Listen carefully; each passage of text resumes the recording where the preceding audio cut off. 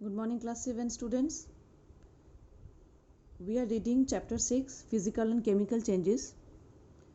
In the previous classes, we have already read about the characteristics of physical change and the different examples are already done.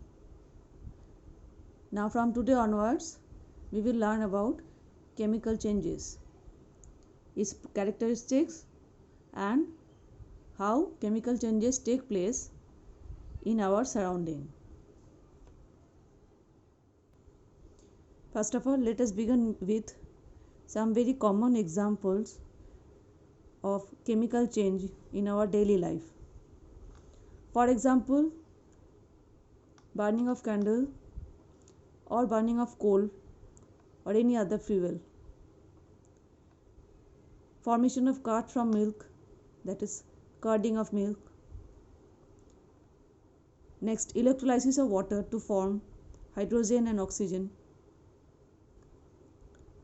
Rusting of iron, as well as ripening of fruits and growing of plant is also example of chemical changes, because chemical changes are the types of changes which are irreversible changes and permanent changes. Therefore, these are the examples of irreversible and permanent changes in our day-to-day life. Ripening of fruits and growing of vegetables, plants, even animals. Then bursting of a cracker, cooking of food, digestion of food that we eat, germination of seeds in the fruits. These all are examples of chemical change. Respiration by living organism, that is breakdown of the food by the process of respiration. So these all are examples of chemical changes in our daily life. Now we will learn about the characteristics of a chemical change. So whatever chemical changes occur in our daily life, all have the following characteristic changes. Like number 1, during a chemical change, new substances with different properties are formed. Complete new substance is formed. Chemical changes are permanent. Thus, a chemical change cannot be reversed by simple physical method. All the types of these type of changes here you can see: burning of candle, rusting of iron, ripening of fruits, bursting of cracker. So these all are from your text. So these all are chemical changes which are permanent.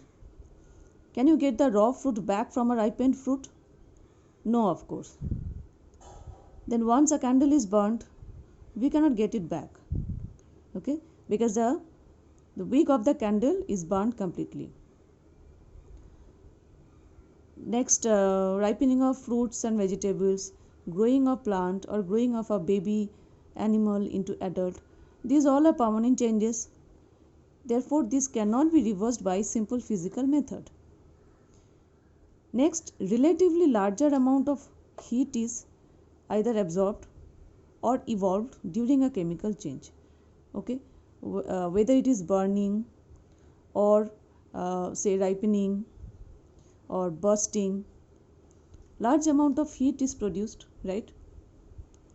Next, chemical changes occur only under proper conditions. Okay, so for different chemical changes there are different proper conditions. Whether it is cooking of food, you see, cooking of food absorb heat. Without heat we cannot cook food. Whereas say burning of candle produce heat, bursting of cracker produce huge amount of heat. Okay, so there must be proper conditions. In addition to above characteristics, one or more of the following may also occur in a chemical change, like energy in the form of light, sound may also be produced. For example, during burning of wood, burning of coal or any type of fuel, heat is produced and light may also produce. Okay, therefore chemical changes may produce energy in different forms.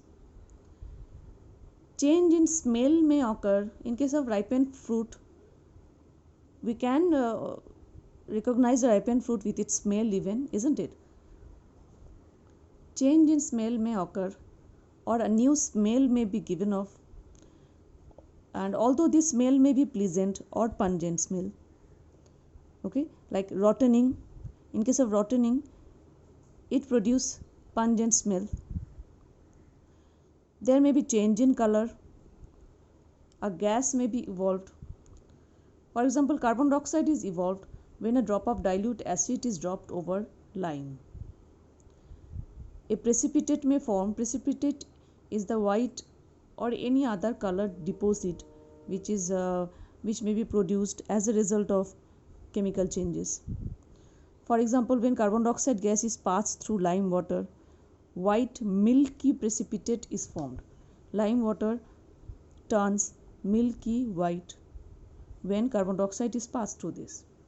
So students, first of all you read and learn these characteristics of chemical changes. These are general characteristics of any chemical change. Now we will read about some common chemical changes. Let's begin with rusting of iron. Rusting of iron objects is a very common phenomenon. So look at these images. In your daily life, you might have seen these objects covered with a reddish brown colored substance. When they are exposed to air, that is, when they are left in air, and due to the presence of moisture in air for long time, they get this type of reddish brown colored substance over their surface. The process of formation of this reddish brown flaky substance on the surface of iron objects. The process of formation of a reddish brown flaky substance on the surface of iron object in presence of moisture and air is called rusting. And this reddish brown deposit is known as rust. Okay, so now we will see the chemical reaction of rusting. How we will write chemical reaction of rusting. You see, iron plus oxygen plus water.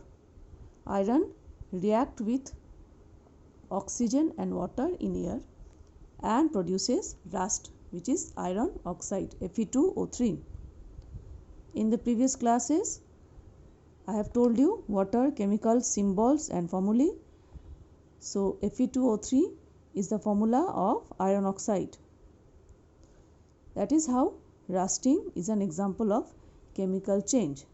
So once this iron oxide is formed, this is the reddish brown flaky substance which form a covering over these iron articles. So, and basically this is this process destroy the material slowly. Okay, therefore it is a type of corrosion. This rust gradually eats up the whole object. It's a long process, it takes time, but we cannot get the original substance back from this rusted one. So this is a very common example of chemical change. Now look at these images of cut fruit and vegetable. You might have noticed this cut pieces of vegetables and fruits like potato, brinjal, pear, apple, etc. turn brown when they are exposed to air. Right? If we cut them and leave them in air for some time, within short time they get this brown colored layer over them. Right? Did you notice? Yes, I guess. Okay, so if you have to consume fruit, please don't cut and leave like this. Cut whenever you consume them, because it is also an example of chemical change. Similarly, cooking of food, curding of milk, these all are examples of chemical change, right? Because during these changes, we cannot get back the original substance. Therefore, these all are examples of chemical change. Now, here as you can see, the digestive system of human.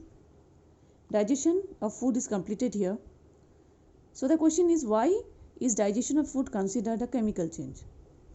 It is because during digestion, the food undergoes many chemical changes throughout this organ system. Proteins, carbohydrates, fats, all types of food that we eat get broken down into simpler molecules. These molecules have entirely different chemical structures. So it is not possible to obtain the original food from these molecules. Therefore, we can say the digestion of food in digestive system is a chemical change, right?